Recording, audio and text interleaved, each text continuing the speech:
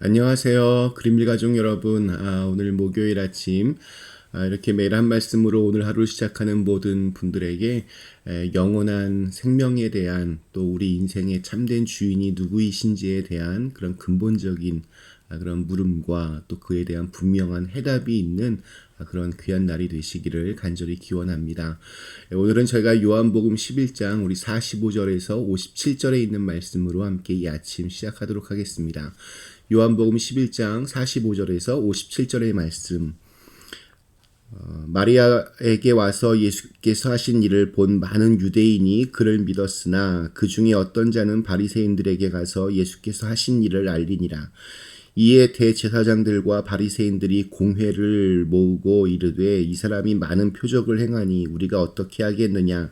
만일 그를 이대로 두면 모든 사람이 그를 믿을 것이요 그리고 로마인들이 와서 우리 땅과 민족을 빼앗아 가리라 하니 그 중에 한 사람 그 해의 대제사장인 가야바가 그들에게 말하되 너희가 아무것도 알지 못하는도다. 한 사람이 백성을 위하여 죽어서 온 민족이 망하지 않게 되는 것이 너희에게 유익한 줄을 생각하지 아니하는도다 하였으니 이 말은 스스로 함이 아니요 그 해의 대제사장이므로 예수께서 그 민족을 위하시고 또 그 민족만 위할 뿐 아니라 흩어진 하나님의 자녀를 모아 하나가 되게 하기 위하여 죽으실 것을 미리 말함이로라. 이날부터는 그들이 예수를 죽이려고 모의하니라. 그러므로 예수께서 다시 유대인 가운데 드러나게 다니지 아니하시고 거기를 떠나 빈들 가까운 곳인 에브라임이라는 동네에 가서 제자들과 함께 거기 머무시니라.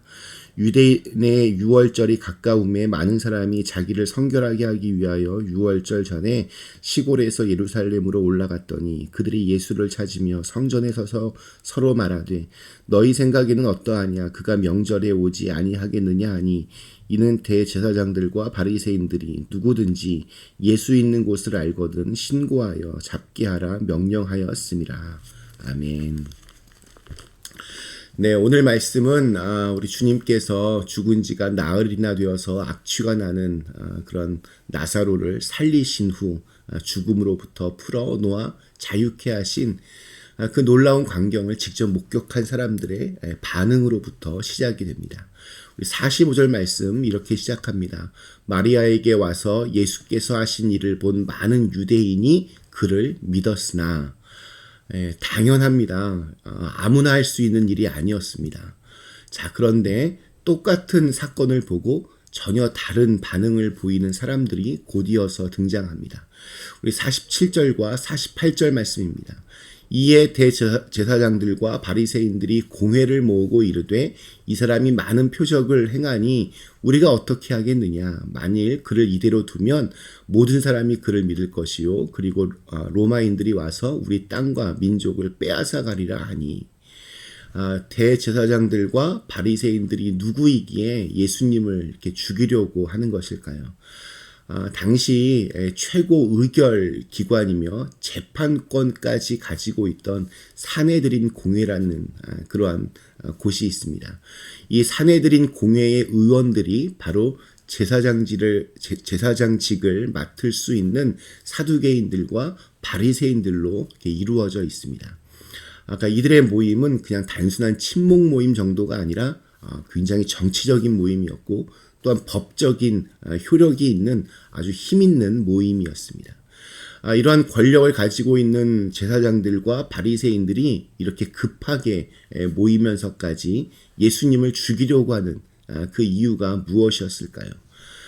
그들이 표면적으로 드러내는 이유는 두 가지가 있었습니다. 예수님이 이렇게 놀라운 표적을 행하는 것을 그냥 다 이렇게 놔두면 모든 사람들이 예수를 하나님의 아들이라고 그렇게 믿고 따를 것이고 그렇게 되면 결국 예수가 사람들을 선동해서 혹시 반란을 일으키게 되면 로마가 우리의 땅과 민족을 빼앗아 갈까 하는 그런 염려 때문이었습니다. 그러나 아무리 그럴싸하게 거창하게 말해도 그들의 속마음은 굉장히 간단합니다.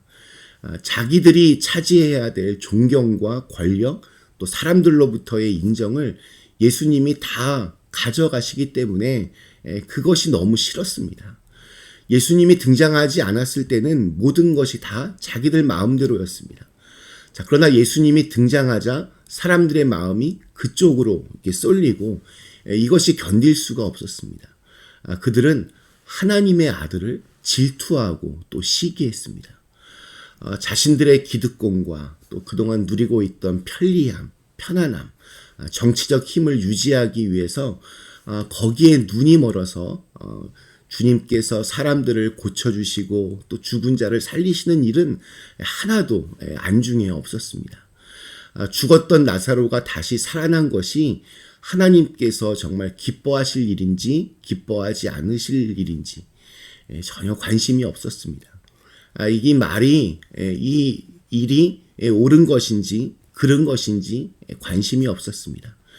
그것이 백성들에게 위로가 되는 것인지 아픔이 되는 것인지 전혀 관심이 없었습니다. 오직 자신들이 누리고 있는 자리와 이권에만 그들은 관심이 있었습니다. 그러니까 그들의 판단과 결정 다 너무나 이기적입니다. 하나님의 뜻과 정반대의 결정을 내리면서도 그들은 하나님의 이름으로 그럴싸하게 포장만 할 뿐입니다.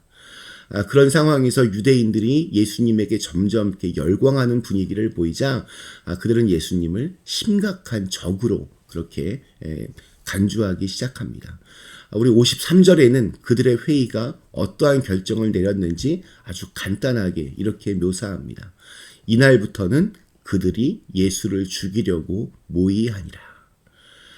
공회는 바리새인들과 사두개인들로 구성된 그러한 이 무소불위의 자치 기구입니다. 공회위원회 반은 사두개인이었고 또 제사장들이었습니다. 나머지는 바리새인들이었습니다. 사두개인들은 부활도 없고 천사도 없고 또 영도 없다라고 그렇게 주장했습니다. 이들은 살다 죽으면 모든 것이 다 그것으로 끝난다 생각합니다. 이들은 내세에 대해서 전혀 생각하지 않았습니다.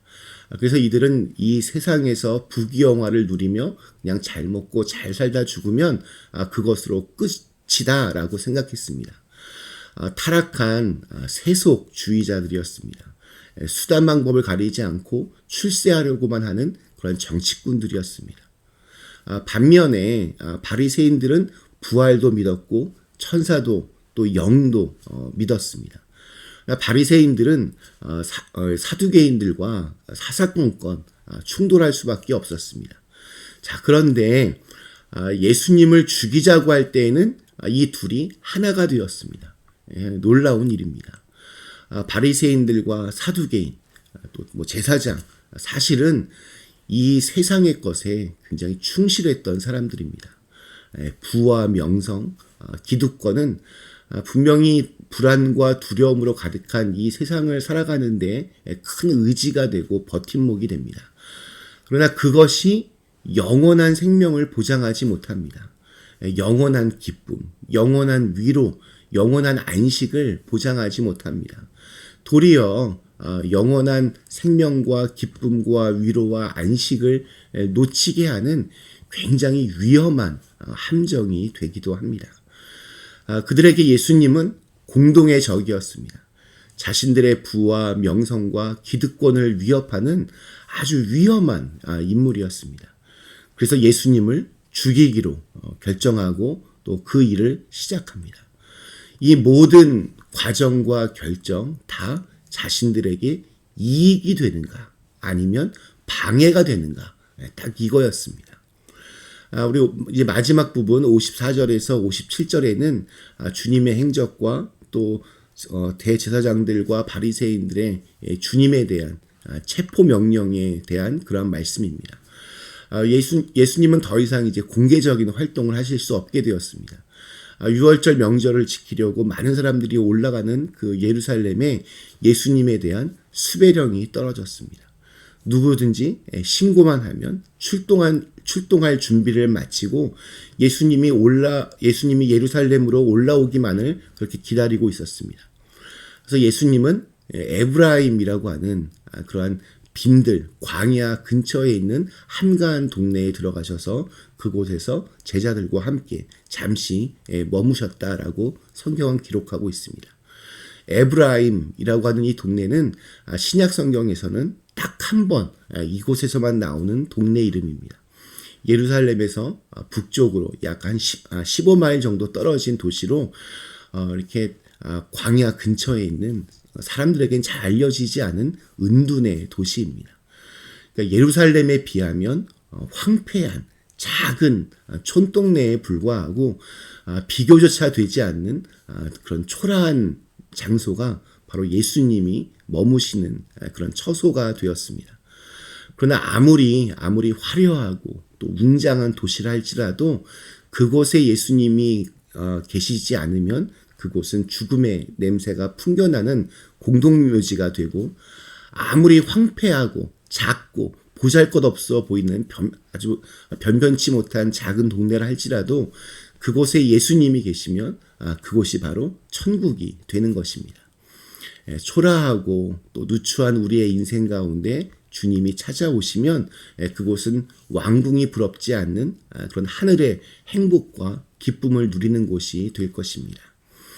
오늘 우리에게 주어진 하루도 누추한 우리의 삶의 자리에서 우리 예수님으로 인해서 누리게 되는 하늘의 행복과 기쁨이 충만한 날이 되시기를 주님의 이름으로 간절히 기원합니다. 잠시 함께 기도하시겠습니다. 좋으신 하나님, 오늘 주신 말씀 통해서 정말 똑같은 하나님의 놀라운 일을 보면서도 예수를 믿는 사람도 있지만 또 예수를 믿지 않고 오히려 죽이려고 하는 사람들의 그 반응들도 함께 같이 보았습니다. 저희가 예수님 정말 잘 믿게 하여 주옵시고 또 예수님으로 인하여서 우리가 하늘의 기쁨과 평안과 또 축복을 누릴 수 있는 오늘 하루가 되게 하여 주시옵소서. 예수님이 함께 하시는 그곳이 바로 우리가 함께 해야 할 곳임을 늘 생각하면서 오늘 하루도 또 보람되고 의미 있고 값지게 잘 보낼 수 있도록 인도하여 주시옵소서. 예수님의 이름으로 간절히 기도드리옵나이다. 아멘.